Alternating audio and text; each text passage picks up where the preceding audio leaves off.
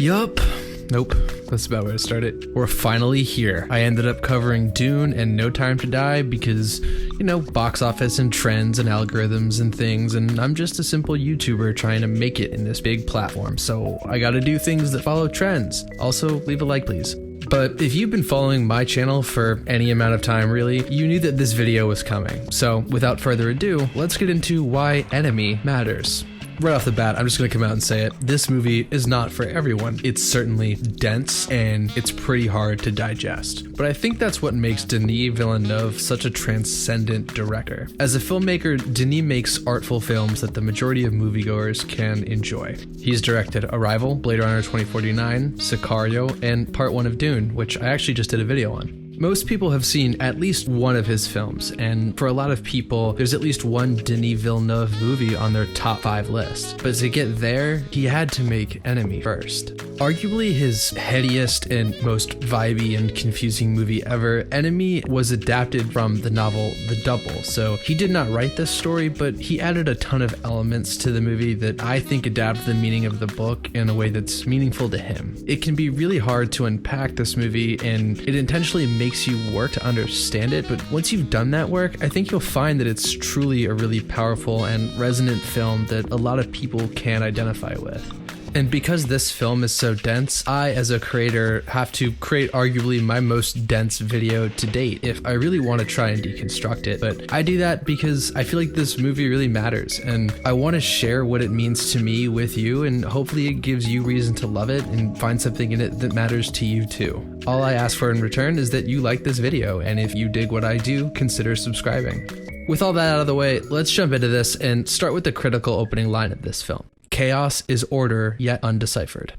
In the opening scene of this movie, Denis Villeneuve has handed us everything that we need to interpret this film. But because it comes at the beginning and without any other context, we don't know this line's significance yet. And I want you to keep this thought in the back of your mind while we explore what this film is trying to do and say together. This movie bounces around a lot, kind of like Denis Villeneuve's next major film, Arrival. In fact, I think he really had to make this movie and kind of get it out of his system so that he could go on to make Arrival and its dynamic storytelling structure. With hindsight in 2021, you can look at Enemy as almost a trial run of that transcending time structure, but if you understand that this movie is pieces of one man's life spectated in fragments and told out of order like Arrival is, it all starts to click. On the surface, we see a story about a man who finds a small-time B-level actor as an extra in a scene, and this actor looks exactly like him. He goes through the motions of trying to find this guy and increasingly becomes obsessed with him. But this movie is not about two identical men, it's about one man living two incongruent lives. He's living his nuclear home life, and he's also living this separate life under some kind of alias where he has a mistress. The film as a whole is a reflection on the choices that he's made that led him to his own self-destruction and evolution. And that story is told on two levels. One level of this movie is this man's life being told chronologically, and the other perspective is his life being told backwards. Let me explain. The story of Adam is one of a simple and visibly saddened man with unfulfilled potential. He starts the film in his sparsely furnished new apartment, and his mother says at the beginning on the phone that she hates his new place and she wants to see him again. Hello, darling. It's your mother. Well, thank you for showing me your new apartment. I'm worried about you. Let's get together again. I love you.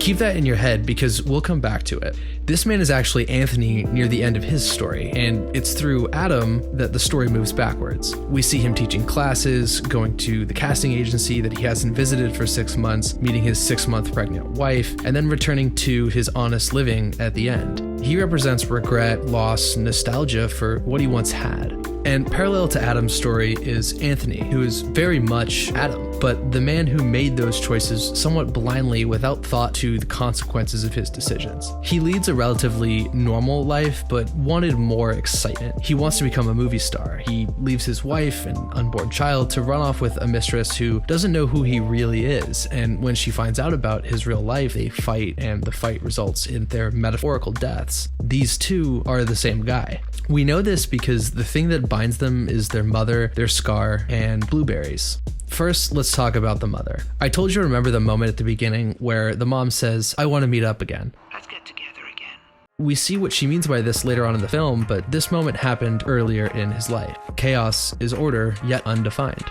In that first meeting, she tells him that he's got a great life and a great apartment, but she wishes he'd give up his dead-end dream of becoming an actor. Later, after he and his wife split up, Mama worries about him, and so she leaves him a voicemail. She acts as our main point of truth to decipher the chaos of this man's journey as it unfolds on screen. Now let's talk about the scar. Adam has a scar above his rib cage, which is symbolic of the Adam from the book of Genesis. God takes his rib to create Eve, who will succumb to temptation and commit the act of original sin. But we don't get Eve in this movie, we get Anthony. It's intentionally backwards. Anthony gives birth to Adam, not the other way around, because this movie, like I said, tells half its story backward. But it's through this scar that we confirm that they are both the same man, and thematically, it's the sinful actions of Anthony that give birth to Adam in a reversal of the biblical context.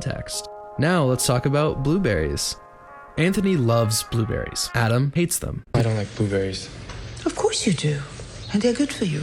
Blueberries historically have been a symbol of optimism and confidence, but they're also bittersweet.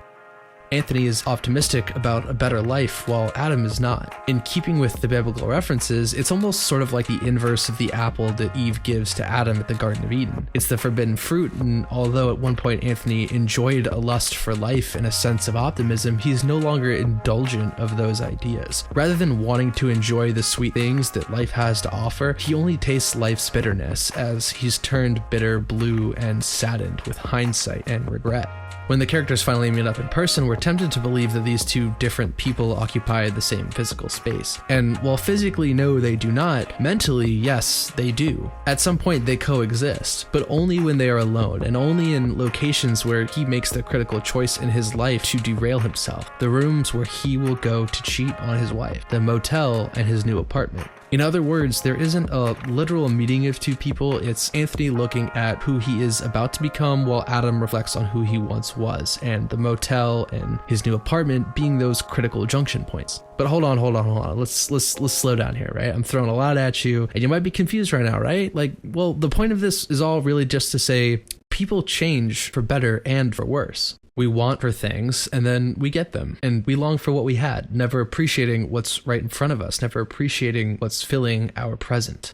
And that took a lot of unpacking, right? To get where we are, but we're only halfway to really critically understanding what this movie wants to say or why it made the choices to tell this story in the way that it did, because we still have a lot of questions, don't we? Why did Anthony call Helen? Why didn't Mary notice the ring on his finger until the end? Why does a radio station report on his death if he's still alive? And we're going to answer all of that, but just remember the key to this film, right? That chaos is order yet undeciphered. To understand these elements, we need to understand two more critical elements of the story, the spider and the key.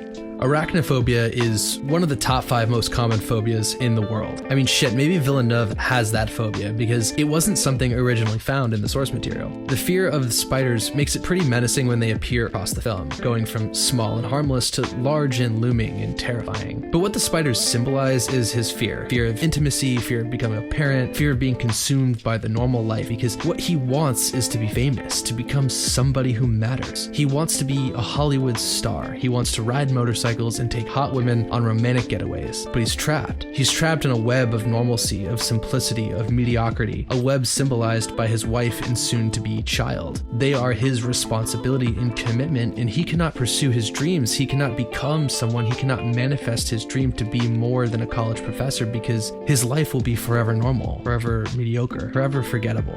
The spider appears at the end of the movie but the beginning of his story as his wife in his home. It goes on to loom large over his life, and it's only through the pattern of sex, paid escorts, and mistresses that he's able to squash that spider, or at least escape its web temporarily. Now we just need the key to wrap all of this up, and it's the key that is the visual metaphor, literally being the MacGuffin that unlocks his subconscious in this movie. It's this key that facilitates his change from Anthony to Adam. It unlocks a door to a room where he will start to indulge in his sexual desires and fantasy that will undo his life. He uses the key to walk through a door that he cannot walk back through, because once a cheater, always a cheater. It's with this key that he, the character, makes a life-changing decision, and it's with this key that we, the viewer, understand what it is that acts as the character's turning point. Whew. All right, now let's take a quick intermission break because that's a lot. Let's take like a quick 5 seconds to just move our cursors or maybe rotate our phones and just go hit the like button. If you're among the 96% of my viewers who are not subscribed, now's your chance to join because this is the most exclusive club on YouTube, which is my subscriber list. So just join the 4% and be special. All right, now back to the video. Let's close this out. We've covered a lot so far, so let's just start putting these pieces all together, right? The real timeline of this story, as we've discussed, is that Anthony is a professor who wants to be a movie star, but his wife is pregnant and he feels trapped, so he pursues fame, sex, and vice, and it ends with him following these pursuits to a point of self-destruction, then coming home to live alongside his wife in fear. The cycle repeats itself. The intersection points of this story are situations where Adam/Anthony is trying to grapple with who he is, who he was, and not recognizing himself after all the things that he's done.